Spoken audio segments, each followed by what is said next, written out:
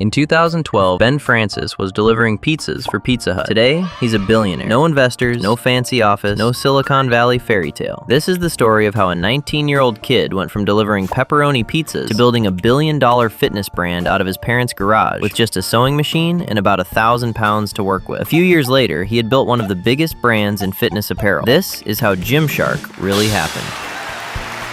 Back then, he was still trying to get through college while figuring out what to do with his life. He didn't have a team, he didn't have some polished corporate setup. And the funny part is, he wasn't even fully focused on clothing at first. In the beginning, he was selling supplements online just to test the market, just to see what people responded to. But while he was doing that, he noticed something that felt obvious to him. Almost nobody was making gym clothes for guys like him. This is what a lot of people miss. Gymshark didn't start by trying to serve everybody. It started by speaking directly to a very specific type of customer, young gym goers who wanted to look good while training without dressing like a pro athlete or a bodybuilder from another era. And that mattered because they weren't just making gym clothes. They were making clothes that made people look better in the gym. That was the gap. And Ben didn't fill that gap by relying on paid ads. He got ahead by understanding attention early. Back then, influencer marketing wasn't the polished machine it is now, but the internet was already creating a new kind of authority, and Ben saw it before most people did. Instead of chasing celebrities, he started paying attention to early fitness creators on YouTube, people with real credibility inside the niche. And part of the reason he understood them so well was because he came from that same world. He wasn't watching from a boardroom, he was watching from his garage. Gymshark got products into their hands and started building real relationships with athletes and creators, long before that became the obvious playbook for every brand. That made Gymshark feel real. It didn't look like a giant company trying to force its way into a trend. It felt like a brand built by someone from the same world as the customer. Then came the breakout moment, Body Power 2013. Gymshark made a real bet on that event. They put nearly everything they had into getting a booth there and bringing their athletes so fans could actually meet them in person. They sold out their stock on day one, and it didn't stop there. Right after the event, one of their products, the Luxe tracksuit, blew up on Facebook and helped push them to around 30,000 pounds in sales in just 30 minutes. That was the moment attention stopped being theory and became a real growth engine. But that kind of growth creates a new problem. Once demand shows up, the challenge is no longer getting noticed. The challenge is keeping up without breaking everything, and Gymshark felt that pain. The business scaled so fast that the tech side became a bottleneck. At one point, their site went down for hours on Black Friday, and it's been estimated they lost around 100,000 pounds in sales while the store was offline. That's when Gymshark had to stop thinking like a side project and start thinking like a real company. Later, the move to Shopify Plus gave the business a more reliable foundation as it expanded internationally. It didn't build the brand, but it helped make sure the company could actually survive its own growth. Today, Ben Francis is a billionaire. Forbes listed him as a billionaire in 2023 after Gymshark had already been valued at around $1.45 billion. But that's not the real reason this story matters. What matters is the pattern. Gymshark worked because it found a gap, earned trust inside a niche, and built the kind of systems that could handle momentum when it finally showed up. And today, it's bigger than just a website. It has physical stores, training spaces, and a real-world community built around the brand. That's what makes this story useful. Not the billionaire headline, not the hype, the structure behind it. If you want more stories like this, there's a full success stories playlist here on the channel. Watch a few, look for the patterns, and start connecting the dots. And if you're serious about building something of your own, check the description below. I've got the tools, resources, and links there to help you get started. I'm Frank, this is Ecom Stories, and keep going with the playlist because the next story might be the one that gives you the idea you've been looking for.